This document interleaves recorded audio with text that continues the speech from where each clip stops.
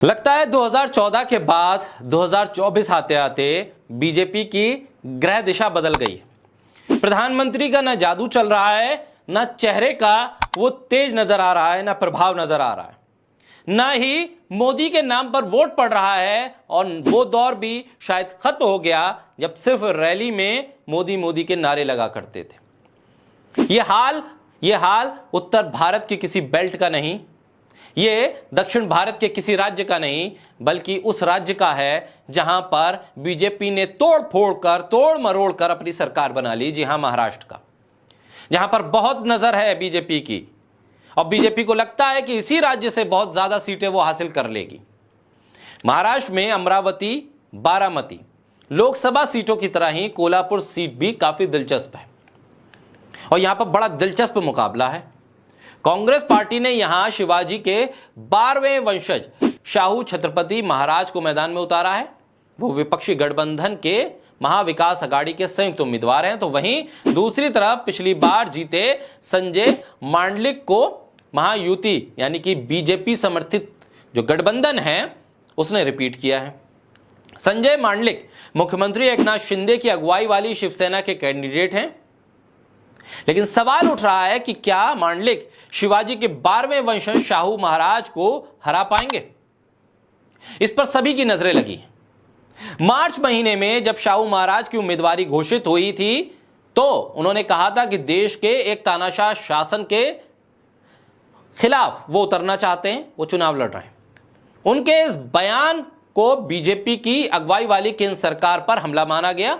उन्होंने महाराष्ट्र में राजनीतिक अस्थिरता पर कटाक्ष किया और कहा कि महाराष्ट्र अस्थिर है, हम नहीं चाहते कि यह अस्थिरता हमेशा बनी रहे।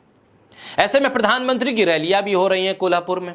प्रधानमंत्री के नाम का सहारा भी लिया जा रहा है। प्रधानमंत्री तो उत्तर से दक्षिण तक, पूरब से पश्चिम तक बीजेपी के लिए एकमात्र चेहरा है, एकमात्र ऐसा नाम है जिसके आश्रय बीजेपी वोट मांग रही है। क्योंकि पिछले 10 साल के काम पर वोट मांग नहीं रही बीजेपी, ना ही अपने आगे के मैनिफेस्टो एजेंडे पर कोई बात कर रही है। वो तो सिर्फ मोदी और मोदी के नाम, मोदी पर विपक्ष के हमले और मोदी को लेकर दिए गए बयानों पर ही पूरी तरह से इस चुनाव को घेरे हुए हैं। ऐसे में 2014 के बाद से लगातार ये देखने को मिलता था कि रैली किसी की भी हो, बीजेपी की हो या बीजेपी के विरोधी दलों की, मोदी मोदी के नारे लगते थे। विपक्षी नेता जहां जाते थे उन्हें मोदी मोदी के नारों का सामना करना पड़ता था। लगता था कि बहुत ज्यादा प्रभाव हो गया है देश में, मोदी काल एक तरह से शुरू हो गया है, मोदी का युग शुरू हो गया है। कोई भी खड़ा हो जाए, कोई भी कहीं से भी उम्मीदवार बन जाए, अगर मोदी उनके लिए प्रचार करने जाएंगे तो वो जीत जाएगा। लेकिन महाराष्ट्र के कोल्हापुर में जो दिलचस्प वाकया सामने आया, जो दिलचस्प मामला सामने आया, उसका वीडियो निकलकर जब सोशल मीडिया पर आया तो हर कोई हैरान है। हर कोई यह सवाल कर रहा है कि आखिर हो क्या रहा है, बीजेपी की नैया इतनी डामाडोल कैसे हो गई, और बीजेपी के सबसे बड़े चेहरे प्रधानमंत्री मोदी की विश्वसनीयता इतने सारे सवालों के साथ कहां जाकर खड़ी हो गई। एक ऐसी घटना जिसको देखकर खुद बीजेपी के उम्मीदवार के समर्थक हैरान हैं, बीजेपी के उम्मीदवार हैरान हैं, और ऐसी घटना हुई जिसकी आवाज दिल्ली तक सुनाई दे रही है। महाराष्ट्र के कोल्हापुर में बीजेपी के उम्मीदवार के समर्थन में रैली थी। शिंदे सरकार के मंत्री भी वहां मौजूद थे, बीजेपी के नेता भी वहां मौजूद थे, और रैली में भाषण चल रहा था, धुआंधार भाषण हो रहा था। तभी ऐसे में बीजेपी की एक नेता ने सवाल कर दिया जनता से कि आप किसकी शासन चाहते हैं, आप किसकी अगुवाई में इस देश को देना चाहते हैं, आप किसको चाहते हैं कि इस देश की अगुवाई करे, प्रधानमंत्री नरेंद्र मोदी या राहुल गांधी। और जो जवाब आया जनता से वो बहुत हैरान करने वाला था, इतना हैरान करने वाला था कि बीजेपी नेता की आवाज खामोश हो गई और मंच पर बैठे बीजेपी की समर्थन वाली सरकार के मंत्री और खुद बीजेपी के नेता हंसने लगे। उन्हें समझ में नहीं आ रहा था कि वो रिएक्ट करे तो करे कैसे।